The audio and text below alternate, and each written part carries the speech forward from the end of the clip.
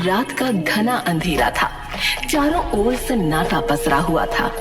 एक आदमी शहर से गांव वापस लौट रहा था। उसकी माँ ने उसे बार बार मना किया था कि रात के समय गांव के रास्तों पर न चले, लेकिन उसने ध्यान नहीं दिया। पर अब बीच रास्ते में उसे कुछ अजीब महसूस हो रहा था। हे भगवान, क्या कोई मेरे पीछे चल रहा है? मुड़कर देखूं या नहीं? माँ कहती है ऐसे में मुड़कर नहीं देखना चाहिए। नहीं नहीं, ये सब बकवास है, मैं देख लेता हूँ। उसने मुड़कर देखा तो वहाँ कोई नहीं था। कोई भी तो नहीं है। पर तभी अचानक झाड़ियों से सरसराहट की आवाज आई। आदमी के रोंगटे खड़े हो गए। उसने अपने कदम तेज कर दिए, लेकिन आवाज उसके साथ आगे बढ़ने लगी, मानो झाड़ियों में कोई उस पर घात लगाकर आगे बढ़ रहा हो। उसने भागने की कोशिश की, लेकिन जैसे ही उसने भागना चाहा, उसके पैर जकड़ गए। बचाओ बचाओ, ये क्या हो रहा है? उसने नीचे देखा तो एक हड्डियों जैसे हाथों ने उसका पैर पकड़ रखा था। आदमी पूरी ताकत से चीखा, लेकिन अगले ही पल उन हाथों ने उसे खींचना शुरू कर दिया और वो झाड़ियों में घसीटता चला गया। उसकी चीखें धीरे धीरे सन्नाटे में बदल गईं।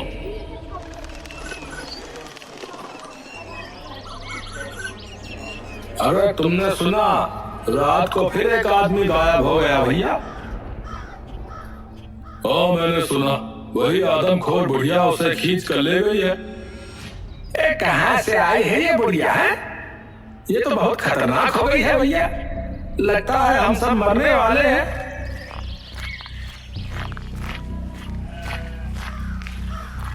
ये कैसे पता चला कि ये सब कोई आदमखोर बुढ़िया कर रही है? अरे संजय भैया, कुछ लोगों ने उसे देखा है। एक दो लोग उससे बचकर भी आए हैं। हाँ, वो बहुत ही डरावनी है। बड़े बड़े दांत, लंबे नाखून और उसके हाथ तो हड्डियों जैसे पतले हैं। और भैया उसकी हंसी, भैया वो हंसी तो रोंगटे खड़ा कर देती है। तुम लोग तो ऐसे बोल रहे हो जैसे तुमने उसे खुद देखा है। अरे भैया भगवान ना दिखाए। भैया ना ही दिखा भगवान। हाँ, सभी गांव वाले खौफ में थे और उन्हें समस्या का हल निकालना था। उन्हें याद आया कि संजय का दोस्त मानव बहुत बहादुर और समझदार है। वो सभी मानव के पास पहुंचे। मानव बाहर आओ, सबको तुम्हारी मदद चाहिए। वो आदमखोर बुढ़िया फिर से हमला कर रही है। मानव बाहर आया और गांव वालों की बातें सुनकर थोड़ा चिढ़ गया। यार क्या बकवास है ये सब? आदमखोर बुढ़िया जैसी कोई चीज नहीं होती। ये किसी जानवर का काम है। लेकिन मानो भैया, हमने खुद लोगों से सुना है, वो बुढ़िया को देख चुके हैं। मुझे इन सब कहानियों पर यकीन नहीं है, समझे? ये सब अंधविश्वास है। हमें वन विभाग को खबर करनी चाहिए ताकि वो आकर जांच कर सके। मानो भैया, एक आप ही हो जो हमारी मदद कर सकते हो। हम सब डर के साए में जी रहे हैं भैया। अरे मैंने कह दिया ना, ये सब बेकार की बातें हैं। वन विभाग को बुलाओ और उनसे ही मदद मांगो। मानव का रूखा जवाब सुनकर गांव वाले मायूस होकर लौट गए।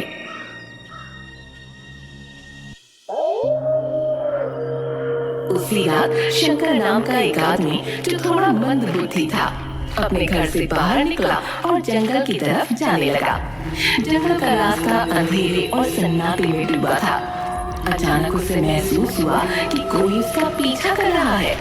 उसने मुड़कर देखा, लेकिन वहाँ कोई नहीं था। कौन है वहाँ? कौन है? अचानक कहाँ गायब हो गए? अच्छा, छुपन छुपाई खेल रहे हो क्या? मैं भी खेलूंगा, मैं भी खेलूंगा। जवाब में सिर्फ सन्नाटा था। शंकर फिर से बोला, देखो, तुम अगर जवाब नहीं दोगे ना तो मैं नहीं खेलूंगा। शंकर वहां से चल दिया, पर तभी उसे पेड़ों के बीच से किसी की परछाई दिखाई दी। वो रुक गया और ध्यान से देखने लगा। परछाई धीरे धीरे उसकी ओर बढ़ने लगी। ये मैंने तुम्हें ढूंढ लिया, मैंने तुम्हें ढूंढ लिया, चलो भागो, चलो चलो। परछाई और करीब आई और एक भयानक हंसी गूंज उठी। शंकर ने भी हंसते हुए उस दिशा में कदम बढ़ा दिए। तभी वो बुढ़िया उसके सामने आकर खड़ी हो गई। उसके मुंह पर बाल पड़े हुए थे, लेकिन उसके बड़े बड़े दांत फिर भी दिख रहे थे। अब पहली बार शंकर को कुछ डर लगा। तुम बहुत गंदी हो, मुझे अच्छा नहीं लग रहा है, मैं जा रहा हूँ। उसकी भयानक आंखें शंकर को घूरने लगीं। शंकर की सांसें तेज हो गईं। फिर उसने अपनी हड्डियों जैसे पतले हाथ शंकर की ओर बढ़ा दिए और उसे पकड़ लिया। उसने अपने नाखून शंकर के शरीर में डाल दिए। शंकर चिल्लाता रहा और वो उसे अपने साथ घसीट कर ले गई। शंकर संजय का पिता था। अगली सुबह जब संजय को अपने पिता घर में न दिखे तो वो उन्हें ढूंढने निकला।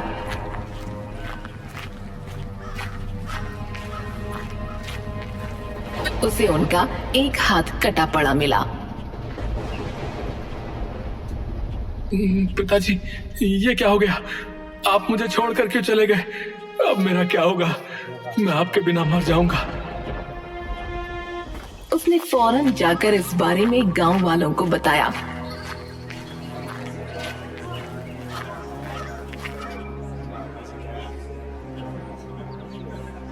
शांत हो जाओ संजय। वो बेचारे कुछ समझते भी नहीं थे, जाने रात में क्यों निकल गए। ये जरूर उस आदमखोर बुढ़िया का काम है। वो धीरे धीरे हम सबको मार देगी। संजय, ये किसी जंगली जानवर का काम है यार। मैंने पहले ही कहा था कि हमें वन विभाग को बुलाना चाहिए, वरना ऐसा ही होता रहेगा। अरे वन विभाग वाले आकर जा चुके हैं, उन्हें कुछ नहीं मिला। मानो बेटा, संजय सही कह रहा है। गांव के लोग डर के साए में जी रहे हैं। कुछ तो करना पड़ेगा। अरे माँ, आप भी शुरू हो गई। पूनम देवी ने गहरी सांस ली और अपने बेटे को मनाने की कोशिश की, लेकिन मानव अपनी बात पर अड़ा रहा। संजय निराश होकर वापस लौट गया। शंकर की मौत के बाद गांव के लोगों ने रात में बाहर निकलना बिल्कुल बंद कर दिया था। एक हफ्ते तक आदमखोर बुढ़िया को कोई शिकार नहीं मिला। फिर एक रात जब पूरा गांव गहरी नींद में सो रहा था, आदमखोर बुढ़िया गांव में आ गई। वो सीधे मानव के घर पहुंची। उसने दरवाजा धकेला और अंदर घुस गई। मुझे भूख लगी है। वो पूनम देवी को देखकर उसकी ओर बढ़ने लगी। पूनम देवी गहरी नींद में थी। जैसे ही बुढ़िया ने पूनम देवी को पकड़ा, वो चीख उठी, बचाओ, मानव बेटा बचाओ। उनकी चीख सुनकर मानव की आंख खुल गई। उसने देखा कि एक भयानक बुढ़िया उसकी माँ को घसीट रही है। छोड़ दे मेरी माँ को, छोड़ दे, छोड़। मानव ने अपनी पूरी ताकत से बुढ़िया को रोकने की कोशिश की, लेकिन उसने उसे धक्का दे दिया। मानव का सिर दीवार से जा टकराया और वो बेहोश हो गया। उसकी आंख खुली तो उसने खुद को जमीन पर पड़ा पाया। उसके सिर में भयानक दर्द हो रहा था। उसे धीरे धीरे पिछली रात की घटनाएं याद आईं। वो तुरंत बाहर की ओर भागा और गांव वालों को इकट्ठा करके बोला, उस आदमखोर बुढ़िया ने उठा लिया है। मैंने उसे देखा है। अब मानते हो कि वो बुढ़िया सच में है? बड़े बहादुर बनते थे, कह रहे थे जानवर है। अब तो खुद ही देख लिया ना। अब हाँ, मैंने खुद उसे देखा है। वो एक बूढ़ी औरत है, और अगर वो मेरे सामने आ जाए तो मैं उसे तुरंत पहचान लूंगा। वो हमारे गांव की कोई बुढ़िया है। वो लाल साड़ी पहने हुई थी, जिस पर सफेद फूल बने हुए थे। ये सुनकर गांव वाले डर गए, क्योंकि ऐसी साड़ी उन्होंने अपने गांव में किसी को पहने देखा था, पर किसको ये उन्हें याद नहीं था। तो अब क्या करेंगे मानव? हमें उस बुढ़िया से बचना होगा। हम सब मिलकर उसे ढूंढेंगे और रोकेंगे। ये हमारी ही गांव की कोई गुड़िया है। हमें पता लगाना होगा कि वो कौन है। मानव ने दिन भर उस आदमखोर बुढ़िया को ढूंढने की कोशिश की। गांव का चप्पा चप्पा छान मारा, लेकिन बुढ़िया का कोई अता पता नहीं चला। शाम हो चुकी थी और सूरज धीरे धीरे ढलने लगा था। मानव की उम्मीदें टूटने लगी थीं, लेकिन तभी उसकी नजर पड़ोस में रहने वाली कमला देवी पर पड़ी। ये तो वही साड़ी है जो आदमखोर बुढ़िया ने पहनी थी। हे भगवान, मैंने पूरा गांव देख लिया और पड़ोस में देखना पड़ गया। वो तेजी से कमला देवी के पास गया और उसे पकड़ लिया। तुम ये वो आदमखोर बुढ़िया। क्या बकवास कर रहे हो मानव? मुझे छोड़ो। मेरे पति को तो खुद वो आदमखोर बुढ़िया ले गई थी और तुम मुझे पकड़ रहे हो। ये होते देख लोग इकट्ठा हो गए। मानव, छोड़ दो अम्मा को, तुम गलत समझ रहे हो। हाँ, अब मैं ऐसा नहीं कर सकती, पागल मत बनो। मानव ने कमला देवी को कसकर पकड़ रखा था और अपनी बात पर अड़ा हुआ था। तभी सूरज ढल गया और अचानक कमला देवी का चेहरा बदलने लगा और उसके शरीर में अजीब सी हरकतें शुरू हो गईं। देखो सब, ये वही आदमखोर बुढ़िया है। छोड़ मुझे। हे भगवान, ये कैसे हो सकता है? उनकी आंखें लाल हो गईं और नाखून लंबे और तेज हो गए। उनकी शक्ल धीरे धीरे आदमखोर बुढ़िया में बदल गई। गांव वाले दंग रह गए, कांपने लगे। जल्दी से इसको बांध दो, वरना ये हम लोगों पर हमला कर देगी। मैं रस्सी लाता हूँ। संजय रस्सी लाया और उन लोगों ने बड़ी मुश्किल से उस आदमखोर बुढ़िया को बांध दिया, लेकिन बहुत पूछने के बाद भी उन्हें कोई जवाब न मिला। मानव, मुझे लगता है ये अम्मा ये अपनी मर्जी से नहीं कर रही हैं। ये कोई तंत्र विद्या या काले जादू का असर है। मुझे भी यही लग रहा है। मेरे पास एक आइडिया है। ये रात मेरी माँ को घसीट कर ले गई थी ना, तो हम लोग उनके निशान के रास्ते पर जाते हैं। आखिर पता तो चले कि ये लोगों को ले कहां जाती है। वो दोनों और कुछ गांव वाले खून के निशानों के सहारे चलना शुरू करते हैं और जंगल के काफी अंदर एक गुफा तक पहुंचते हैं। चलो इस गुफा के अंदर चलते हैं। अब मुझे डर लग रहा है यार। अरे डर किस बात का? आदमखोर बुढ़िया तो गांव में बंधी हुई है। वो लोग अंदर जाते हैं तो देखते हैं कि वहाँ एक तांत्रिक बैठा हुआ है, जिसके आसपास नर कंकाल रखे हुए हैं। ये तो माँ के पति हैं। ये जिंदा है? हाँ, मैं जिंदा हूँ। पर ये चल क्या रहा है? क्या आपने अपनी पत्नी को आदमखोर बनाया है? हाँ, मैं एक काला जादू करने वाला तांत्रिक हूँ। मैं इस पूरे गांव को अपने वश में करना चाहता था, जिसके लिए मुझे एक नर बलि देनी थी। लेकिन मेरी पत्नी ने मुझे ऐसा करने से मना कर दिया और धमकी दी कि वो सबको बता देगी। इसलिए मैं वहां से चला आया और काला जादू करके उसे आदमखोर बना दिया।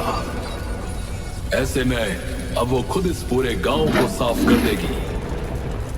आदमखोर वो नहीं, तुम हो। पकड़ लो इसे। पास आए तो मैं तुम लोगों पर भी जादू कर दूंगा। कर दे, हम देख लेंगे। सबने तांत्रिक को पकड़ लिया और उसे गांव लेकर आए।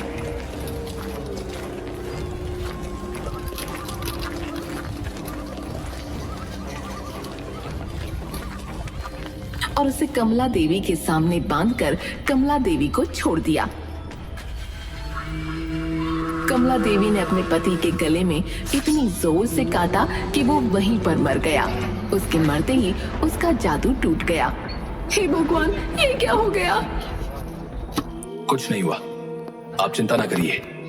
आदमखोर बुढ़िया का आतंक अब खत्म हो चुका है और उसको शुरू करने वाला ये तांत्रिक भी।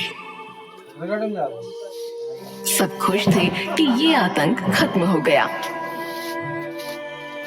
लेकिन साथ ही सब दुखी भी थे क्योंकि उन सब ने किसी न किसी अपने को खोया था।